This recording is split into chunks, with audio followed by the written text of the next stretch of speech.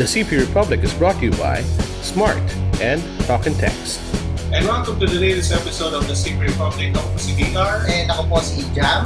And may mga break na tayo for this weekend. Napapansin nyo, every weekend tayo may bagong Tayo show. nakawis kasi wala akong pasok. Napasok yung isa dito eh. But anyway, diretso tayo sa news. May mga may miss na tayo sa news last week. So, babalitan na natin this week. And that news is all about the newest phone by ASUS. It's still a Zenfone, and it's called the Zenfone GO. Now, may Zenfone GO before, pero may mas bago pa ng Zenfone GO. And So this is dalawa na the, sila. yes, and this is the Zenfone GO 4.5-inch. So bali dalawa na yung Zenfone GO. Hindi na siya Zenfone GO basta-basta. Zenfone GO 5.0, yung unang nirelease, and then the Zenfone GO 4.5. Right.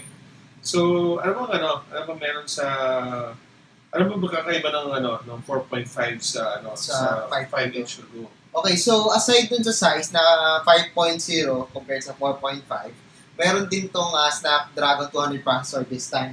Luma na yung Snapdragon 200. Yun yung medyo problem ko dito. Luma na yung Snapdragon 200 kasi ngayon Snapdragon 210 na yung ginagamit natin.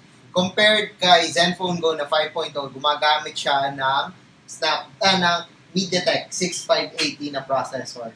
So this time, it's Snapdragon 200 na medyo luma na. And when it comes to performance, hindi ako sure kung paano siya mag-work yung Snapdragon 200 sa Android 5.1 and with the ZenUI. So, almost similar naman yung natira. Like yung camera, the storage, ganun pa din. Pero yun nga, mas maliit yung kanyang display and yung mas yung processor.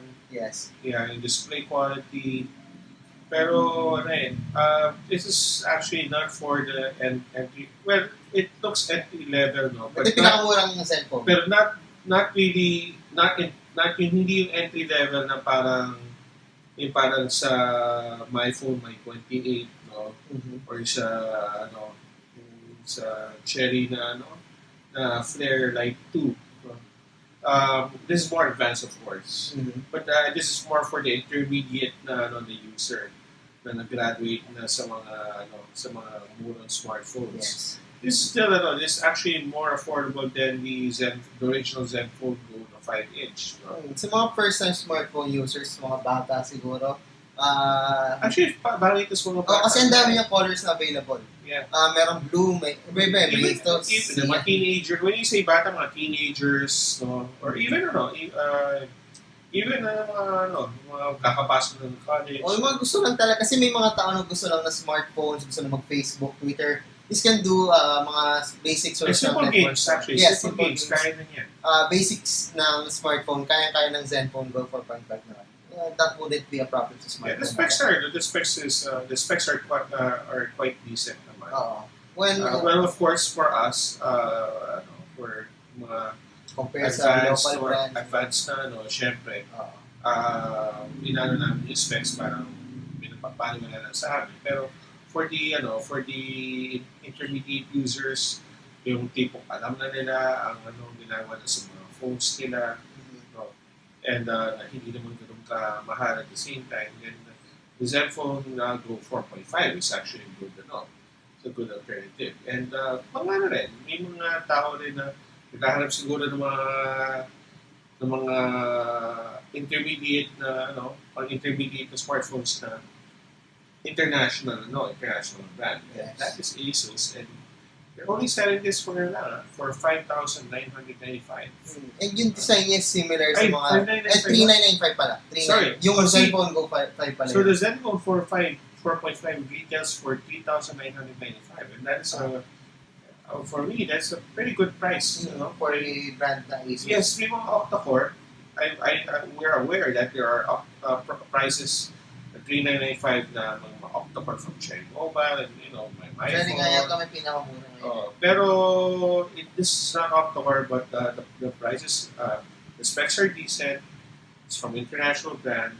And, with ASUS, ang dami ng mga Zenphones na binibenta, you know what they're doing. And, it looks pretty pretty decent. And yung design is similar sa Zenfone 2, which is maganda tingnan. And medyo eye-catching yung kulay niya. Yeah. So yeah. It's already available nationwide. Again for $3,995. Mhm. Now, if you want something bigger, which is the Zenfone Go 5, with better specs, of course, you can buy the Zenfone Go 5, for 5,995 pesos. Yes. So again, available na sila pareho. Alright, so the next the news namin is about the Zenfone Laser. Zenfone Laser, another Zenfone Laser. We in recent episodes when we talked about we reviewed the Zenfone 5.5, the Laser 5.5, the Laser. We didn't review the Laser 5, though Jam has one. And then did we? I don't Actually, remember. Pero I medyo don't similar. remember. Did we? Parang hindi. And then we also reviewed the Zenfone Laser 6. Yes. So this time, yung panibagong laser na naman Mhm. si Asus, no? And it's not totally new, Mhm. no? And it's a second version of the Laser 5.5. And so they're calling it the Laser 5.5S. Mhm. So ang difference nito compared sa previous laser, the Laser 5.5 uses a Snapdragon 410 processor, Mhm. which when I even gave it an award sa so DR's choice of smartphones for 2015 kasi even though Snapdragon 410 lang siya, it gets a job done. You can play several simple games with it. It has laser focus with taking photos. No? Kung nandun mo yung resulta ng mga photos. So, at saka gusto ko yung matte finishing pa niya those are the things. Things that Maganda yung matte finishing ng 5.5. Yeah. Kasi yung ibang Zenphones, they're using a brush metal. A plastic. And the 5.5 is different. That's what I like about the 5.5. No?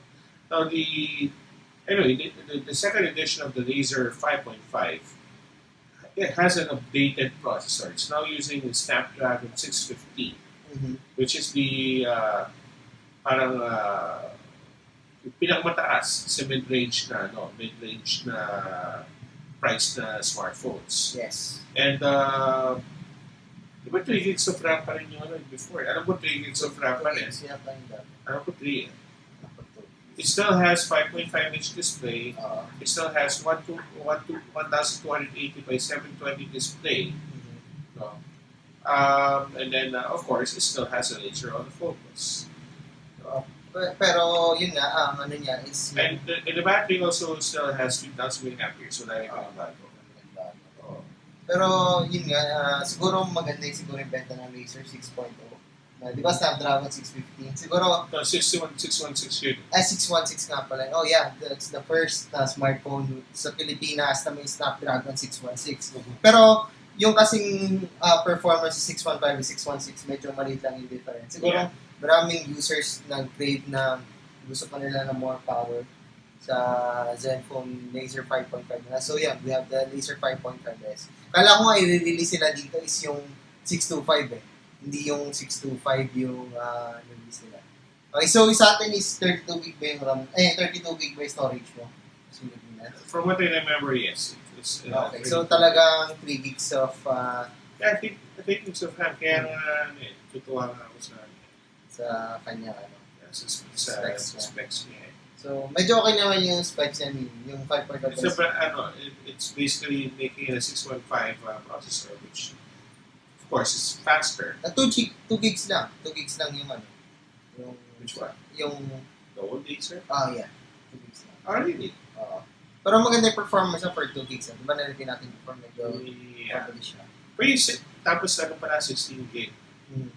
16 gig. And this one is 32 gig. Mas malaki The Laser 5.4. So basically, may better specs then, better memory. larger memory. I really thought it was 3 gigs. I might have mixed it up. No? Sabi kasi pa naman ng Yan. Zenfone siya binigay sa atin. Nila So, nakakaluda magkano natin specs So, the Razer 5.5 had has 2 gigs of RAM, 16 gigs of internal storage. Pero yung Razer 5.5S, merong 3 gigs of RAM and 32 gigs of storage. And You get a better you get bigger memory, better processor, and mas mataas ang quality and presyo, pero it's a better deal. yes. And isa pang gusto ko dito is yung kanyang price. Kasi itong 5.5S, it's ano lang siya, 8,995. Compared kay original, the 5.5, 7,995 siya. So 1,000 pesos lang in difference, and yet you'll get a better processor, a bigger RAM, bigger memory. So sulit na sulit yung 1,000 pesos na difference. Although yung design nila is very similar. Actually, hindi ko nga alam kung paano i-differentiate yung dalawa pag sa physical looks. Hindi mo yata ma-differentiate yung dalawa. Yeah, I have no idea kung anong gamit nilang So, buksan pa yata sa over matte siya, matte. matte din pa rin Matte. sa second. Yes, matte pa din. So, mahirap. Siguro bubuksan mo pa para makita mo kung Razer 5.5 or 5.5S. So yeah, so that ends our news with ASUS, and they have another Well, very short lang to. And, another news from another Taiwanese brand. and Or Acer. kanilang rival sa Taiwan, Yeah, Acer. Acer. So, Acer recently nagkaroon sa live event sa New York, nanood ako na live stream. And they announced and unveiled a lot of new products, including a Surface Pro na competitor, meron na sila, which is medyo maganda sa totoo lang kasi walang fan, pero may liquid cooling na tablet. Isipin mo, liquid cooling na tablet. And then they have a gaming laptop and very thin na laptops, dalawa, yung 15-inch and yung 13-inch. So, meron pang isa, although hindi ito yung spotlight nila, pero yun nga, may bago silang smartphone. It's the Acer Liquid Zest Plus. So, si Liquid Zest Plus is para siyang katapat ni Zenfone Max. Kasi meron siyang 5,000 milliamps of battery. Parehas din silang may 5.5-inch na display. Parehas din silang HD display. Pero pinagkaiba nila is yung kanyang processor. This one is using an MT6735 processor or a MediaTek processor compared kay Zenfone Max na Snapdragon 410 processor. So, meron din siya 13 megapixel rear camera, pero yung 13 megapixel rear camera ng smartphone na to, meron siya tinatawag na trifocus. So, if magsa-selfie ka, if gagamitin niyo yung rear camera and mag-picture kayo ng tatlong mukha, pwede doon sa tatlong objects na yun or tatlong mukha na yun magpo-focus. So, it's a real cool feature, pero yun nga, we still have to wait yung darating man sa Pilipinas. Pero medyo maganda yung pricing niya at $250 or around 11,665. Siguro pag dumating dito, mga 13, 14, 15. Medyo malayo siya Zenfone Max. But again, it's Acer. And iba yung processor niya, iba yung spec. So, yeah, yun yung sa Acer Liquid Zest Plus. Reg, ano ba? Wala na tayong today? Ano ba? Yeah, it's almost the same talaga as the Zenfone Max. Zenfone Max. Relevant talaga. I don't have anything else to say, but it would be nice if you can also review it. Kung nakikilala, tatandaan ni Acer. Yeah. I don't know. It's interesting that brands like these brands are now focusing on providing users with big batteries. Yes. So we may see more of these. 5,000, who knows? Maybe 5,000 will become the standard battery capacity of mga smartphones in the near future. Who would know? Kalaban talaga. It's road focus. So it's gonna be interesting. However, if it's obviously it's a price, talo sila sa pricing. Although, Kasi, ano, baka mamaya kasi mas mahal sa US, pero may possible na mas mahal sa Pilipinas. yeah. So, hindi na natin alam until lumabas siya sa Pilipinas. Yeah. So I hope they would make their prices more competitive because the one with the Zenfone Max is already competitive. And sobrang ganda ng pricing niya at And, 8,995 tama And I ba? like that phone. I I like really that. like that phone. It's a really cool phone para sa kanya, para sa presyo niya. So yeah, that's our news for this week. And wala tayong ibang pang balita. And this show is actually brought to you by Smart and Talk and Text. And thank you to our sponsors uh, for continuing to support our show. And we'll be having our hands-on review segment. We mentioned last week what these phones are, and just in case you reached na pinanood niyo talaga itong episode na to all the way up to this second. Thank you, and we'll be reviewing the two cherry mobile phones. One is a Cubix Cube 3, and the other one is the Cherry Mobile Alpha Prime 5. So, abangan niyo yung mga hands-on review segments natin, and please tune into those videos.